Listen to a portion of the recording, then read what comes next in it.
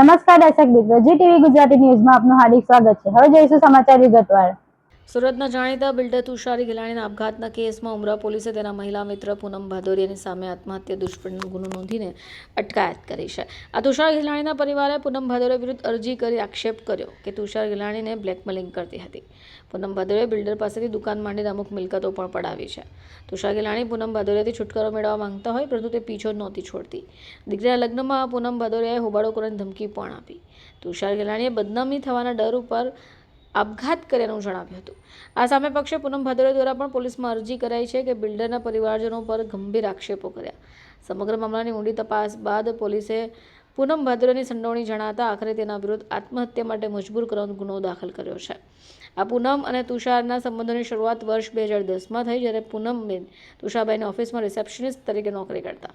થોડા સમય બાદ તેઓ છૂટા પડ્યા। વર્ષ 2012 અને 2013માં ફરી એકવાર સંપર્કમાં આવ્યા અને વ્યવસાયિક ભાગીદારી શરૂ કરી। સૌપ્રથમ તુષારભાઈના બિલ્ડિંગમાં બચપન સ્કૂલની ફ્રેન્ચાઇઝી 2 વર્ષ સુધી ચલાવી। સુરતમાં જોલી આર્કેડમાં દેરાસરની પાછળ પોતાની બ્લુ પેપલોન પ્રી પ્રાઇમરી સ્કૂલ શરૂ કરી। આ બ્લુ પેપલોન સ્કૂલના સંચાલનમાં પૂનમબેનનું કોઈપણ પ્રકારનું દસ્તાવેજી આર્થિક રોકાણ ન હોવા છતાં મેનેજિંગ પાર્ટનર તરીકે કાર્યરત હતા, નફામાં મોટો હિસ્સો મેળવતા। ઓગસ્ટ 2025માં એક અત્યંત શંકાસ્પદ વ્યવહાર થયો, જેમાં તુષાર ગિલાણીએ જોલી આર્કેડમાંથી આવેલી અંદાજિત 1.6 કરોડની કિંમતની 2 દુકાનો કોઈપણ બેન્કિંગ ટ્રાન્ઝેક્શન વગર પૂનમબેનના નામ પર ટ્રાન્સફર કરી આપી, જેની પાછળ આર્થિક દબાણ હોવાની શંકાઓ છે।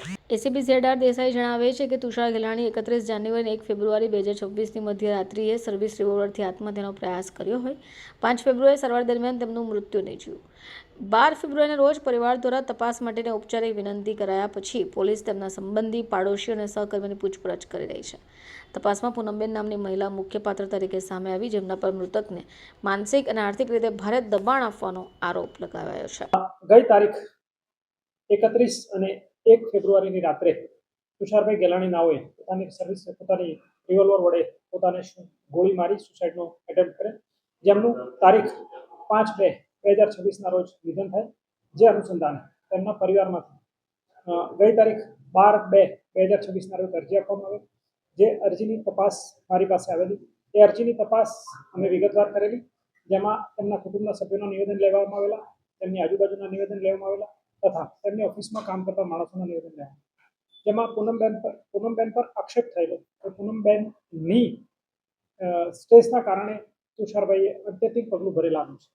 જે બાબતે તેમના બેંક સ્ટેટમેન્ટ, તેમના સીએના નિવેદન તથા તેમની આર્થિક વ્યવહારોની લેવડ દેવડ બાબતે પણ ચકાસણી કરવામાં આવી, જેમાં ઇન્વેસ્ટિગેશન દરમિયાન એ વસ્તુ ધ્યાને આવેલ કે જેમાં બ્લુ પેપિલોન નામની સ્કૂલની ભાગીદારીમાં પૂનમબેનનો બેઝિક રોલ સ્કૂલ ચલાવવાનો હતો અને આર્થિક ફંડ તેમનું ક્યાંયથી કાગળ પર આવેલું નહોતું, છતાં પૂનમબેન સેલરી સિવાય પણ એઝ અ પાર્ટનર એમનો નફો મેળવતા હતા, જે ધ્યાનને આવતા સીએ મારફત વેરીફાઈ કરાવતા તે હકીકત સાચી જણાય અને તેમના ઇન્કમટેક્સ રિટર્ન તથા જે બેલેન્સ શીટ છે જોતા તેમને આર્થિક લાભ મેળવેલાનું સ્પષ્ટ રીતે જણાય છે। આ ઉપરાંત 6 ઓગસ્ટ 2025માં જોલી આર્કેડ નામની જે કોમર્શિયલ કોમ્પ્લેક્સ છે તેમાં L15 અને L16 નામની દુકાનો જે તુષારભાઈના પોતાના નામે હતી, જે તુષારભાઈએ પૂનમબેનના નામે કરેલ છે, જેમાં ચેકનું કોઈ ટ્રાન્ઝેક્શન થયેલ નથી, માત્ર દસ્તાવેજ કરવા ખાતર કરેલાનું જણાય છે। તુષારભાઈની હાજરી નથી, જેથી એ બાબતે વિશેષ પ્રકાશ નથી પાડી શકે, પરંતુ તેમાં જે ઓફિશિયલ ટ્રાન્ઝેક્શન થવું જોઈએ જંત્રી મુજબ એ બંનેના એકાઉન્ટ સ્ટેટમેન્ટ ચેક કરતા આપણને જણાય આવેલ નથી, જેની બજાર કિંમત 1,06 લાખ રૂપિયા બંને દુકાનોની થઈ છે। આમ બંને વસ્તુઓ ધ્યાને આવતા તેમના પરિવાર તરફથી ફરિયાદ દાખલ કરવાનો આગ્રહ આજરોજ સવારે ઉમરા પોલીસ ખાતે તેમના વિરુદ્ધમાં પૂનમબેન વિરુદ્ધ ફરિયાદ દાખલ કરવામાં આવેલ છે, જેની તપાસ અમુક પોતે જ કરી રહ્યા છે અને ફરિયાદ દાખલ થતાની સાથે પૂનમબેનની અગાઉ પણ પૂછપરછ કરી હતી અને આજે પણ કરી છે। જો પોતાના પક્ષે કોઈ સમર્થન આપું છું તો વારંવાર કહેવા છતાં આપી શકેલ નથી।